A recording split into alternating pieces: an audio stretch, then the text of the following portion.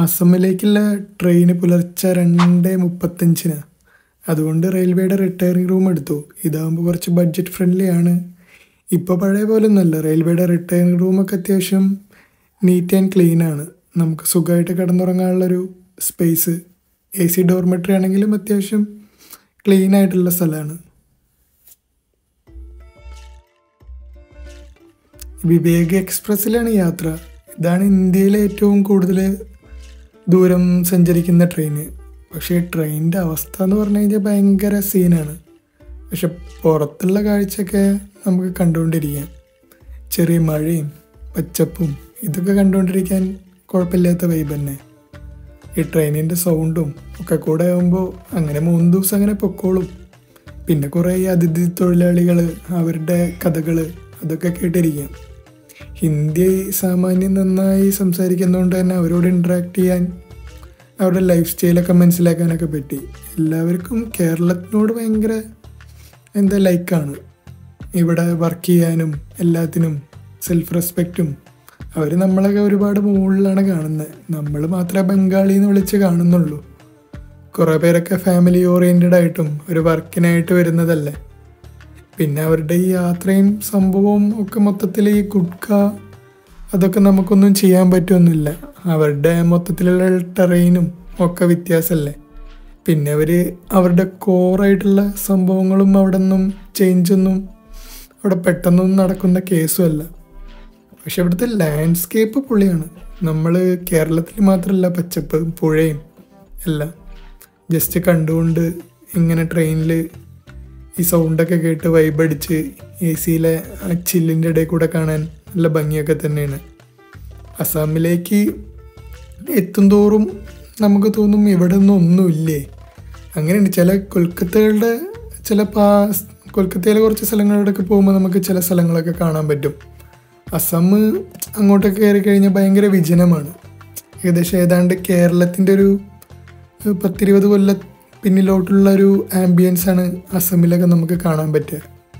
പിന്നെ നമ്മൾ സിറ്റിയിലോട്ട് എടുക്കുമ്പോൾ ടിപ്പിക്കൽ നോർത്ത് ഇന്ത്യയിൽ കാണുന്ന പോലുള്ള വീടുകളും പിന്നെ അവിടുത്തെ കുറച്ച് നമ്മൾ യൂഷ്വലായിട്ടുള്ള ചേരികളും പിന്നെ ആൾക്കാർ റെയിലിനോട് ചേർത്ത് തന്നെ താമസിക്കുന്നതും അങ്ങനെയൊക്കെ കാണാം. പിന്നെ നമുക്കൊന്നും പറയാനൊന്നും പറ്റില്ലല്ലോ. അവിടെയൊക്കെ ഉള്ള ഒരു സ്ഥലത്തുള്ള പോപ്പുലേഷനും ഇതൊന്നും നമുക്ക് കമ്പയർ ചെയ്യാൻ പറ്റില്ല. അസം ഗുവാഹത്തി സിറ്റിയിൽ അവിടുത്തെ വൈബ് അങ്ങ് കണക്റ്റായില്ല.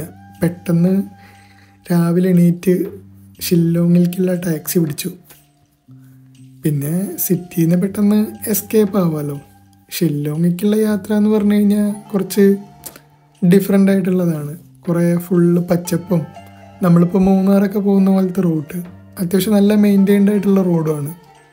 പിന്നെ ടാക്സിയിൽ നമുക്ക് അസമീസ് പാട്ടൊക്കെ കേട്ട് ചില്ലായിട്ട് അങ്ങനെ പോവാം. ഏകദേശം 400 രൂപ മുതൽ 500 രൂപ വരെയാണ് അവരൊരാൾക്ക് ടാക്സിക്ക് ചാർജ് ചെയ്യണത്.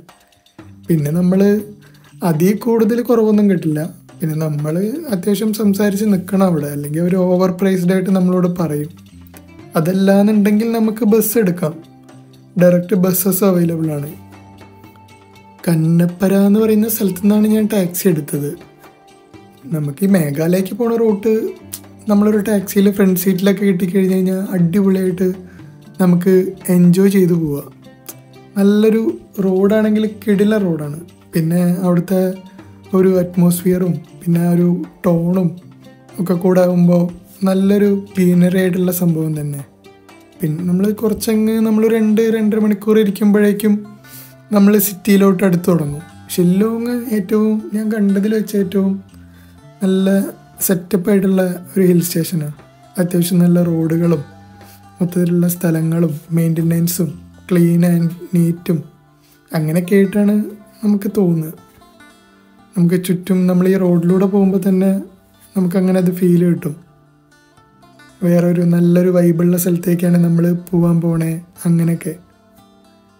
അങ്ങനെ നമ്മൾ ഒരു 2-3 മണിക്കൂർ ഒന്ന് ജസ്റ്റ് ചില്ലായിട്ട് അല്ലെങ്കിൽ കാഴ്ചകളൊക്കെ കണ്ട് പെട്ടെന്ന് തന്നെ നമുക്ക് ഷില്ലോങ് പിടിക്കാം.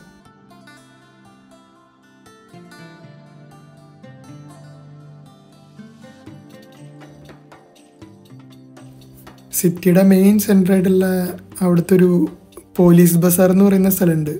അവിടെ ടാക്സി ഡ്രൈവർ എന്നെ ഡ്രോപ്പ് ചെയ്തു.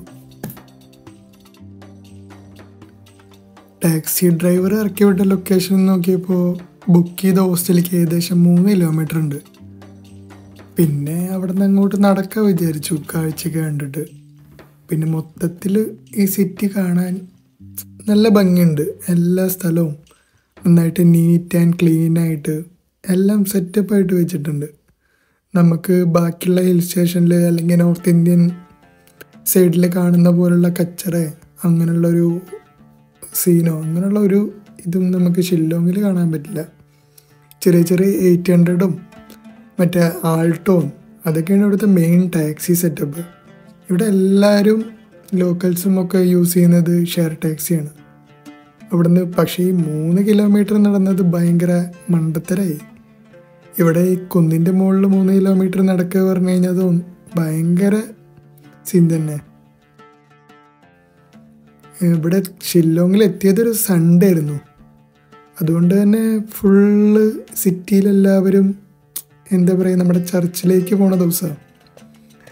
ചർച്ചിലേക്ക് എല്ലാവരും നന്നായിട്ട് ഡ്രസ്സ് ചെയ്ത്, ചിലവരൊക്കെ ഭയങ്കര കോട്ടും സൂട്ടൊക്കെ ഇട്ടിട്ട് ഫുള്ളൊരു കൊറിയൻ സിനിമ കാണില്ലേ, ആ ഒരു വൈബാണ് മെയിനായിട്ട് ഷില്ലോങ്ങിൽ കിട്ടുക. ഇത്രയും നന്നായിട്ട് ഡ്രസ്സ് ചെയ്തിട്ട് പള്ളിയിൽ പോണവർ ഇന്ത്യയിൽ വേറെ ഉണ്ടെന്ന് നമുക്ക് തോന്നില്ല. ഞാൻ കണ്ടിട്ടില്ല. എല്ലാവരും നന്നായിട്ട് മെയിൻറ്റെയിൻ ചെയ്ത്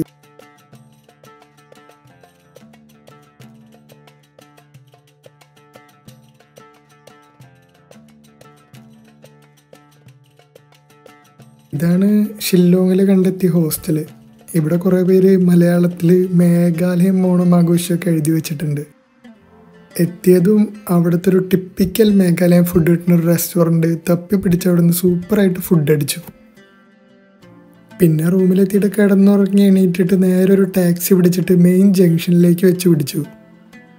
ഒരു പോലീസ് ബസാർ എന്ന് പറഞ്ഞിട്ട് മറ്റേ നമ്മുടെ 800 ടാക്സിയൊക്കെ ഇല്ലേ അതിൽ. നമ്മുടെ ഷില്ലോങ്ങിൻ്റെ മെയിൻ വാഹനം ഈ 800 ആണ്.